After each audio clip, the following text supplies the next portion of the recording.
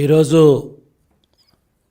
కేశినేని నాని వ్యాఖ్యలు చాలా బాధ్యతారాహిత్యం, దుర్మార్గం, అవకాశవాద రాజకీయాలకి, దిగజారుడు రాజకీయాలకి ప్రతీక. 2 సార్లు బీఫామ్ ఇచ్చి నిన్ను విజయవాడ పార్లమెంటు లోక్సభ సభ్యుడిగా చేస్తే చంద్రబాబు నాయుడు గారు బంగారం, లోకేష్ బాబు బంగారం. ఈరోజు సీటు రాదనే అభద్రతా భావంతో పార్టీ మార్చి ఒక అవినీతిపరుడు land, sand, wine, mine, cent పట్టాలో 2,55,000 కోట్ల దోపిడీ చేసిన ఒక అవినీతిపరుడు పక్కన చేరి చంద్రబాబు నాయుడు గారిని విమర్శిస్తావా? లోకేష్ బాబు గారిని విమర్శిస్తావా? ఒక బీఫామ్ కోసం ఇంత దిగజారాలా? ఒక ఎమ్మెల్యే ఉద్యోగం కోసం, ఒక ఎంపీ ఉద్యోగం కోసం ఇంత దిగజారాలా కేశినేని నాని?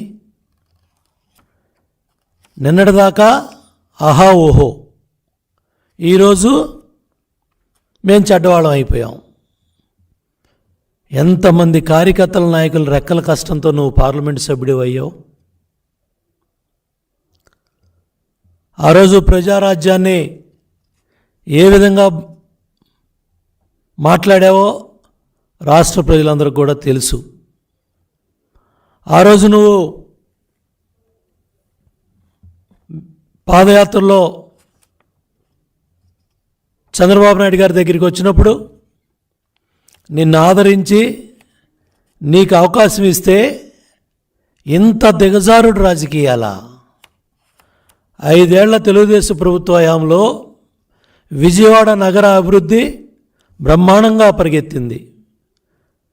ఆ రోజు మేయర్గా కోనేరు శ్రీధర్ గారు, శాసనసభ్యులుగా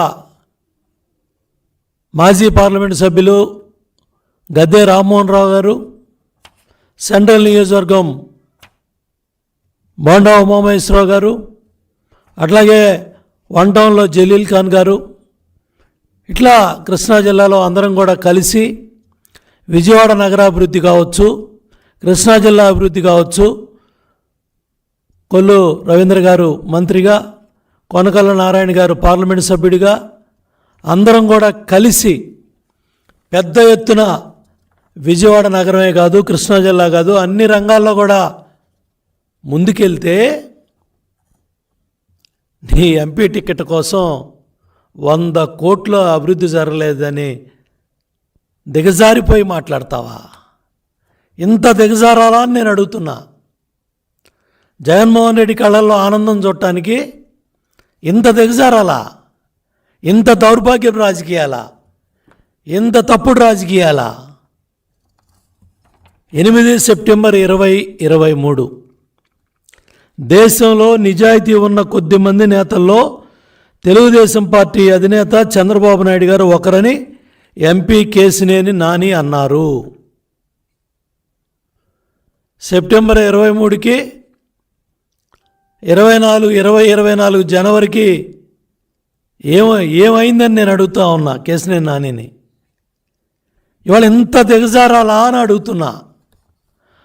నువ్వు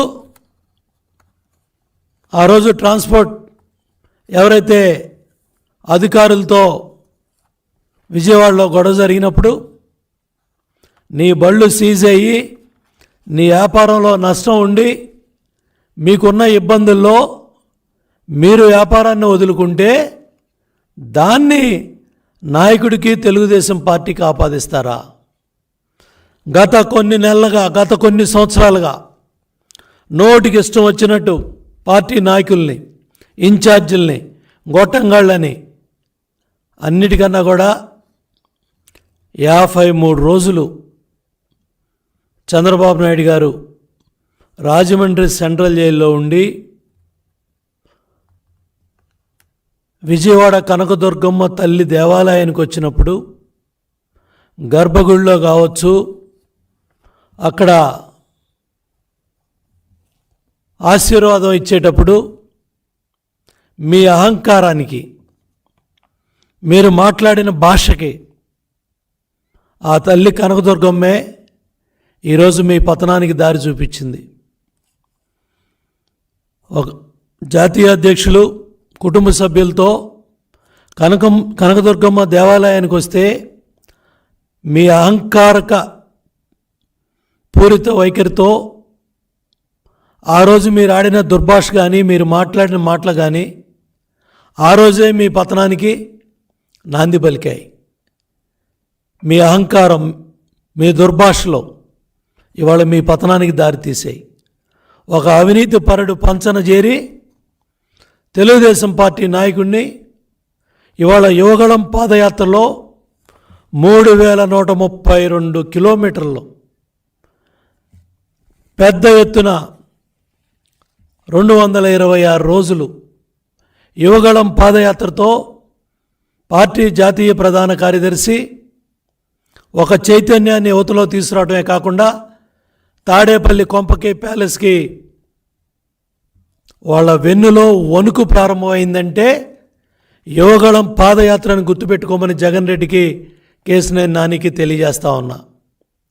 రాష్ట్రం మొత్తం యువగళం ప్రజాగళమై, ప్రభంజనమై పెద్ద ఎత్తున యువతని చైతన్యపరిచింది. ఇవాళ చంద్రబాబు నాయుడు గారు రా కదలరా అనే పిలుపుకి యువత కేరింతలు కొడతా ఉందంటే దానికి కారణం యువగళం ఒక ప్రజా గళమై పెద్ద ఎత్తున ప్రభంజనమై పోలీస్ కేసులు, రాళ్లదాళ్లు, దగ్గర 53 మంది యువగళం కార్యకర్తల్ని రాజమండ్రి సెంట్రల్ జైల్లో పెట్టి, కేసుల్లో పెట్టి జగన్మోహన్ రెడ్డి ప్రభుత్వం అరాచకం చేసినా నిర్భయంగా పాదయాత్ర ముందుకెళ్ళి 3132 కిలోమీటర్లు పూర్తి చేసి ఇవాళ యువతలో చైతన్యం తీసుకొచ్చాడు లోకేష్ బాబు. విజయవాడ పార్లమెంటు తెలుగుదేశం పార్టీ కంచుకోట. ఆ కంచుకోటలో 2 సార్లు గెలిచి నువ్వు నీ అహంకారంతో ఇవాళ ఆఫ్టర్ ఆల్ అని ఓడిపోయిన మమ్మల్ని నీ అహంకారంతో, మదంతో నువ్వు మాట్లాడచ్చు, తిట్టచ్చు. ఎక్కడా దీనికేం మేము ఎరవట్లా. కానీ నీ అహంకారాన్ని ప్రజలు చూస్తూ ఉన్నారు.